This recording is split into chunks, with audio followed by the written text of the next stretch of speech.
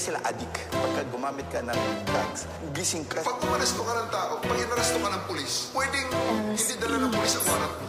Exclusive. Pwede. Sasabihin lang ng pulis ka, uy, arestado ka, may warrant ka. Nasaan ang warrant? Ano sa istasyon? Halika na. Yes or no? Do not ask me to answer yes or no. You are not an investigator.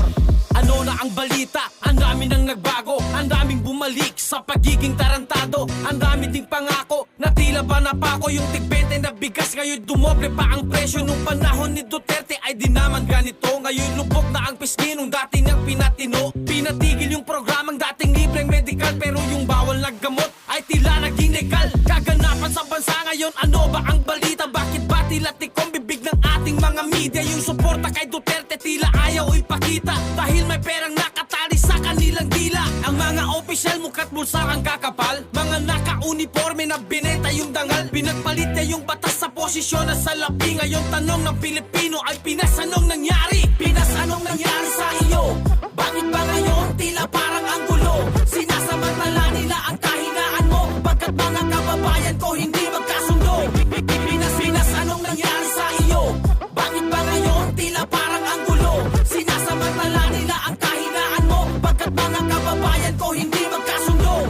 Biglang balik sa dati ang lahat, ano ba ang nangyari? Patunay na mas magaling na leader si Duterte. Dati kang pantika kahit gabi na sa kalsada. Ngayon kasi di lang pulis yung mga rumuronda. Mga nakaupo parang mata ay nakapiring. Bingis ang nangyayari pero madalas may hearing. Mga profesional ngunit sumobra yung talino. Supalpal naman yung nakaharap na si Rodrigo. Di lahat ng bayaran ay binibenta katawan. Minsan nasa posisyon ng gobyerno yung ilan. At yung iba naman may hawak at dala na kamera. Pero pinapakita lang ngayong pabor sa kanila. Asal ka pulo irang ko apyangin na panggulan. Yung dating may parisan gusto nang maging kawatan. Yung toring dapat na pananggap pa yung naging dahilan ng pagbagsak ng hari sa mahal niya na kaharian. Pinas, anong nangyari sa iyo?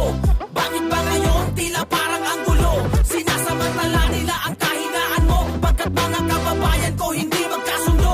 Pinas, Pinas, anong nangyari sa iyo? Bakit ba ngayon tila parang ang gulo? Sinasamantala nila ang kahinaan mo. Pagkat mga kababayan ko hindi magkasundo. Ano mang gawin nyo, di na kami magpapaloko. Tama bunugo at taulabidin mga bangsamoro. Pilipino ngayon ay gising na sa katotohanan. Yakudan ba nabiyak ang mga bunugo untanan? Makapal na mukha man ang ginagamit pansalag balat kayo kapag